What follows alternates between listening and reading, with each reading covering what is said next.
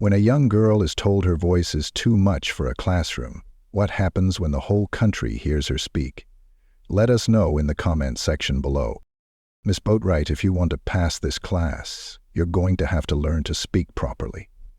The words dropped like bricks across Ruby's shoulders. She stared straight at Ms. Whitlow, her English teacher, who stood at the front of the class with a tight smile and cold eyes. Her voice had a sugar-sweet tone that tried to sound polite, but Ruby knew fake when she heard it. The room was quiet, too quiet. Ruby's classmates didn't know whether to laugh or be mad. Most of them just kept their eyes down, pretending not to hear what everyone had just heard. Ruby wasn't confused, she wasn't slow. She'd worked hard on that oral report about a raisin in the sun, had memorized every quote, connected it to her own experience, poured herself into the delivery. The cadence in her voice, the rise and fall of her words, that wasn't random. It was how she spoke, how her mama spoke, how her aunties and cousins and everyone back home in East Camden expressed themselves. It was her truth. But to Ms. Whitlow, it was a speech pattern problem. Ruby blinked, slow and hard. "What you mean by that?" Whitlow paused. That same smile stayed frozen on her face like it had been ironed on. "Your tone, the grammar, it's unprofessional, unacademic.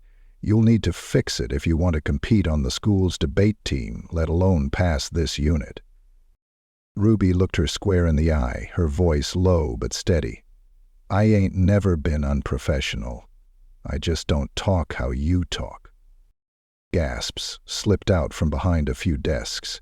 A boy named Logan actually snorted. Jasmine, Ruby's best friend, clamped her hand over her mouth to hold in a smirk. Ms. Whitlow's eyes narrowed, but her smile didn't budge. "That attitude isn't going to help you, Miss Boatwright. You may think you're making a point, but all you're doing is showing me how unprepared you are for the real world." Unprepared, Ruby thought. Who was Whitlow to say what the real world needed from her? The bell rang before Ruby could answer. She packed her things quietly, but the fire in her chest made her hands tremble. As she slung her backpack over one shoulder, she met Miss Whitlow's gaze again. She didn't say a word, didn't need to. The silence spoke for itself. Out in the hallway, Jasmine caught up to her. "Yo, you good?" she asked. Ruby didn't stop walking. "She said my voice sounded too ghetto." Jasmine let out a sharp breath. "She said that?"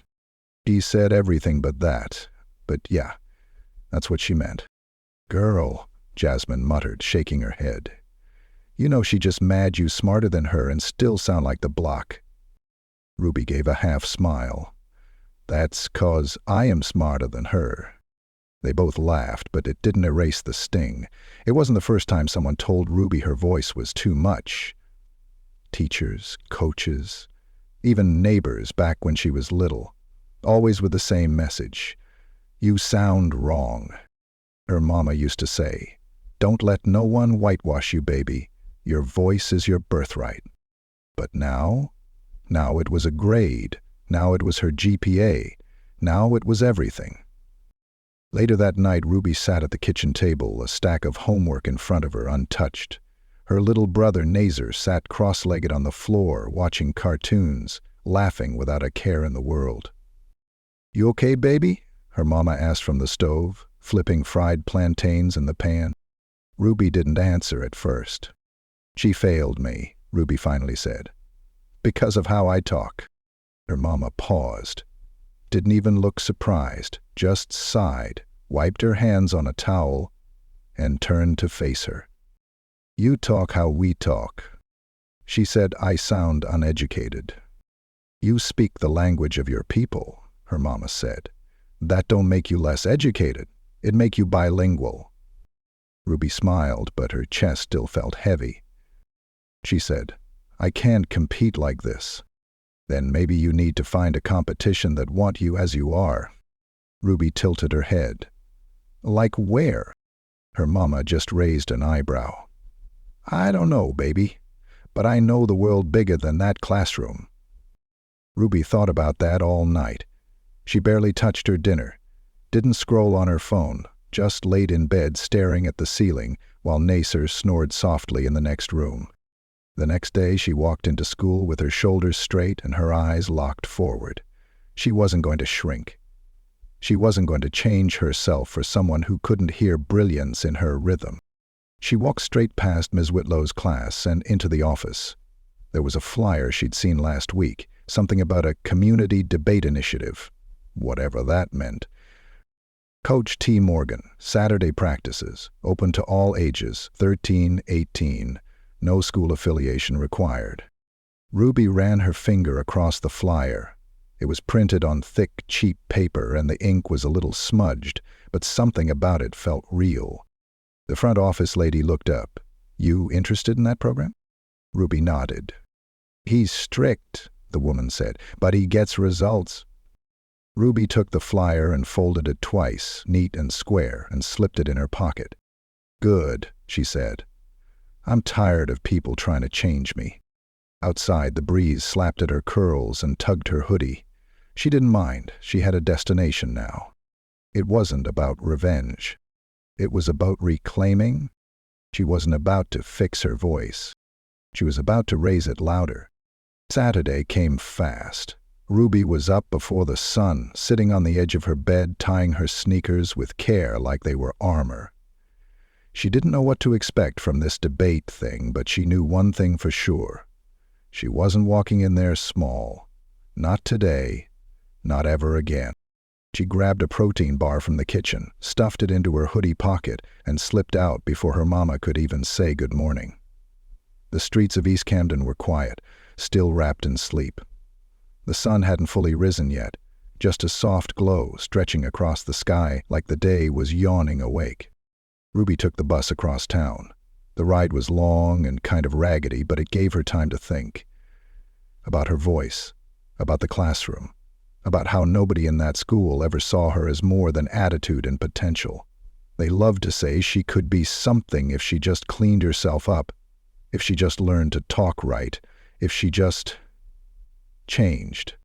But Ruby was done with ifs. She got off near a run-down community center with faded murals on the walls and a cracked sign that read Gordon House. This was the spot. The flyer said Room 2A. Her fingers curled around the door handle, pulse fast in her neck. She took a breath and stepped inside.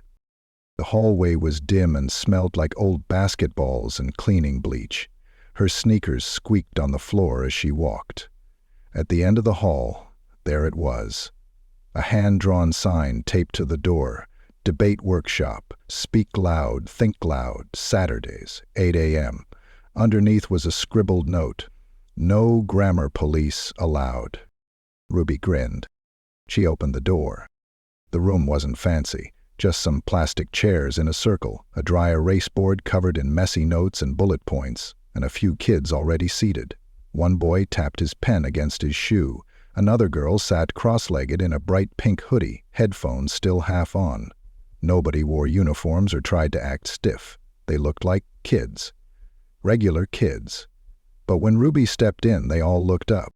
Coach T stood in the middle of the room, a black man in his late 30s with locks pulled into a ponytail and a clipboard tucked under one arm. His eyes locked on hers instantly, like he'd been expecting her. "You, Ruby?" She hesitated. "Yeah." "How you know?" "You look like somebody ready to say something," he said, then gestured to an open chair. "Have a seat." Ruby sat, her spine straight and her hands tight in her lap. Coach T turned back to the board and continued like nothing had happened.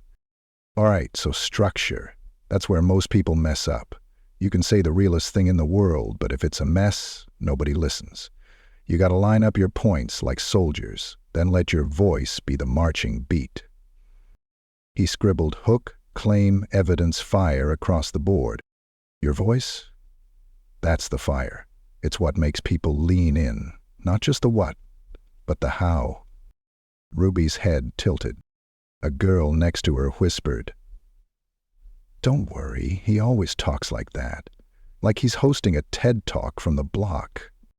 Coach T spun around. "You got jokes, Bree?" The girl smirked and held up both hands. Just saying. Coach T shook his head. Let me put it like this. This ain't school. This ain't about getting you to sound like the vice president. This is about learning to argue like yourself, but sharper. You ain't gotta kill your voice to make your point. You just gotta know how to aim it. That got Ruby's attention. He passed out folders. Inside's your first prompt. I want to hear your take next week. No pressure to be perfect. I don't do perfect here. I do real.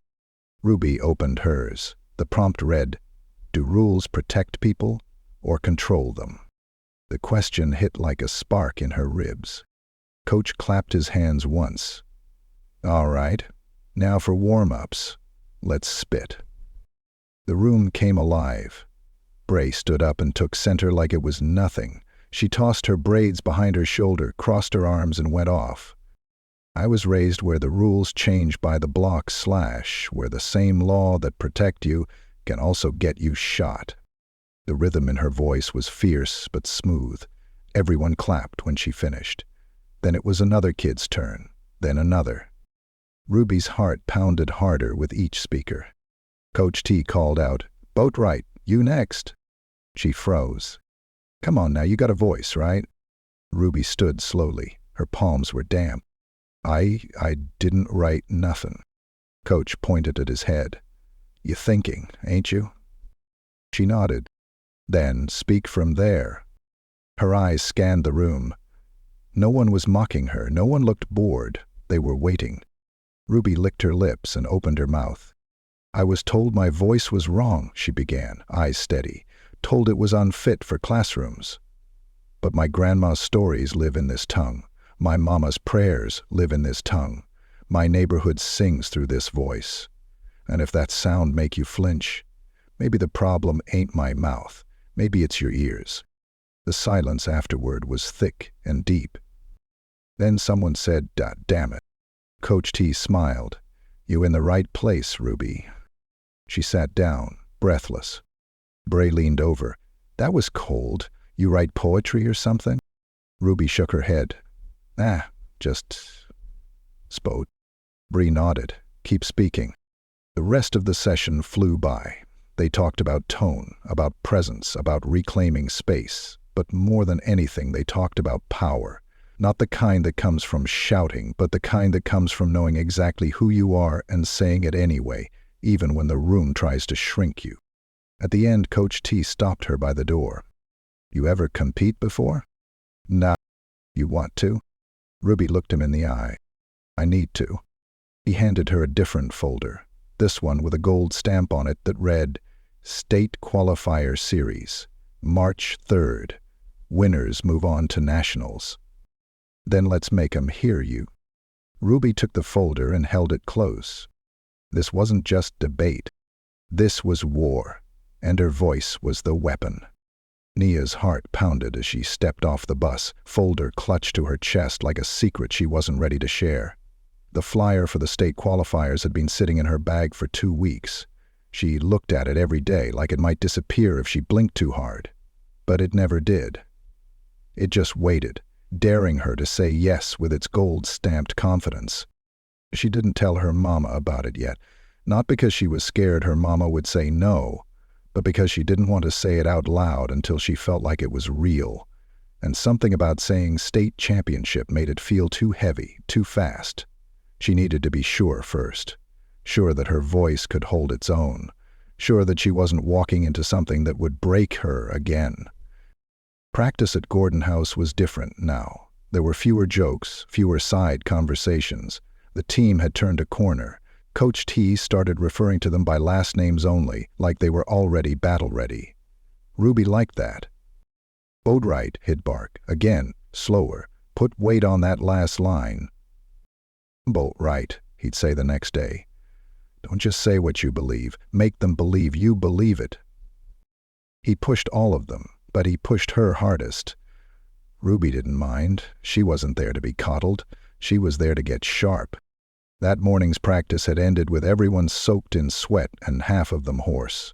Coach had made them go 5 rounds each, debating everything from school dress codes to climate change to the ethics of artificial intelligence.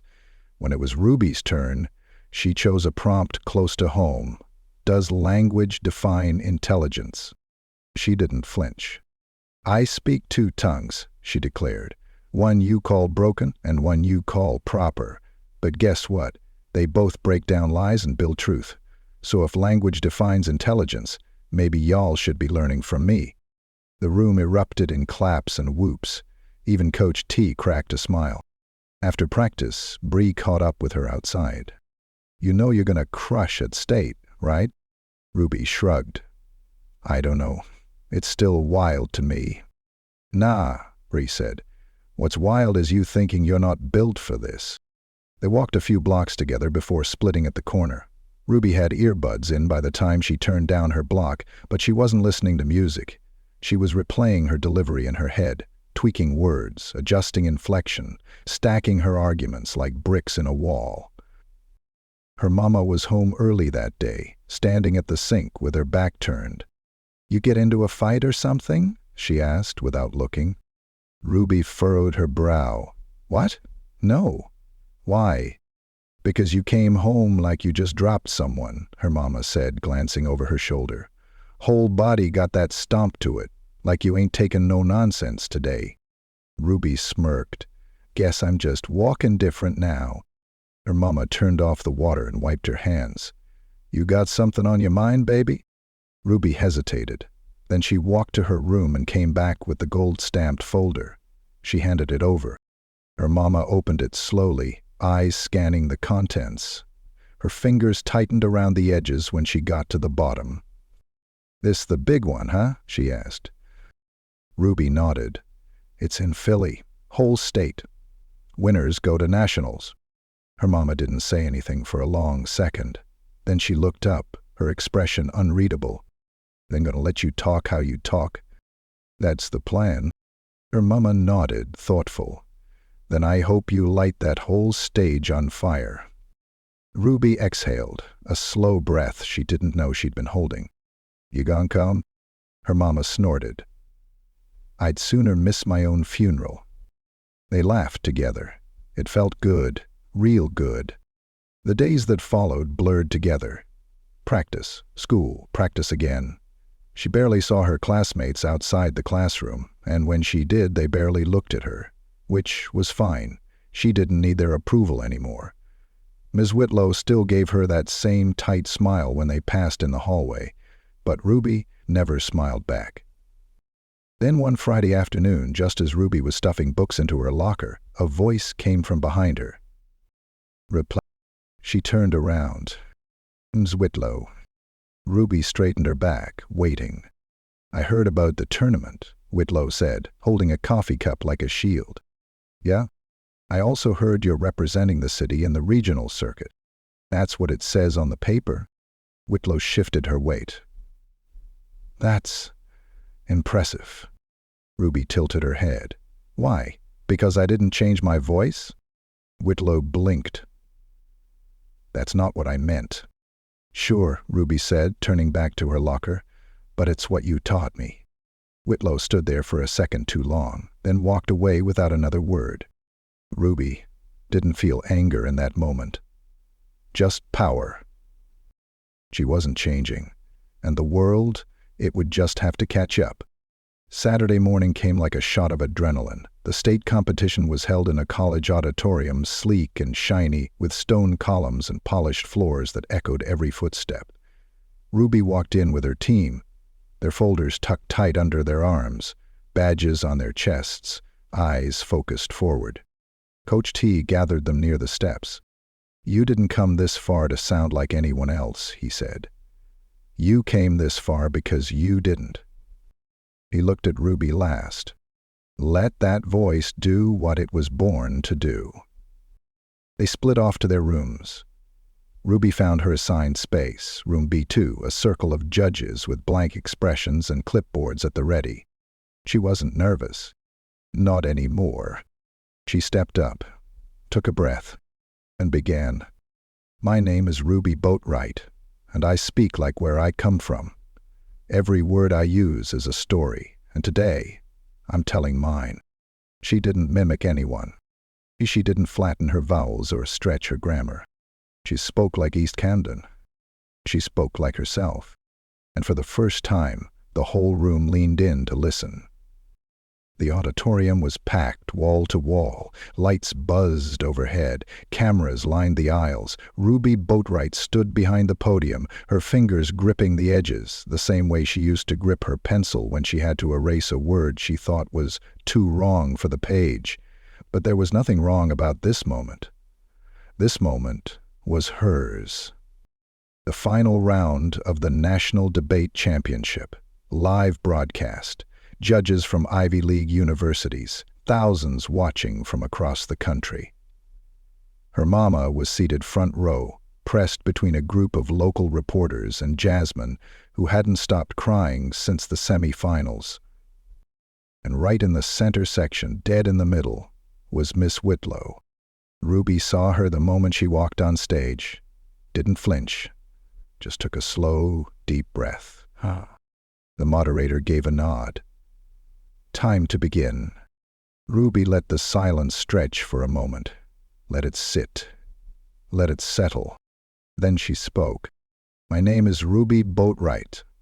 I'm from East Camden. You ever heard of it? Most of y'all probably haven't. But I promise you this. You gonna remember it after today. A murmur moved through the crowd. Not judgment, not confusion. Curiosity. When I was 10 years old, I used to think smart people sounded a certain way. I thought they wore button-up shirts, said moreover a lot, and never got their subject and verb tangled. I tried to sound like that. I really did, but every time I did, I felt like I was choking on someone else's voice.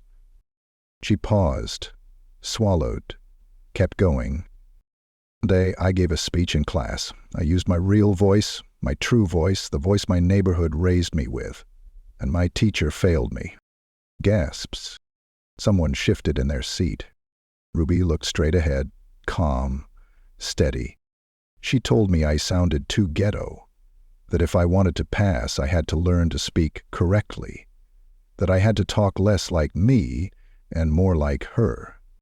Ms. Whitlow sat very still. I went home and sat with that for a long time. Tried to rewrite myself. But then I remembered something my mama told me. She said, Ruby, don't let them folks whitewash your spirit. You came here full of music.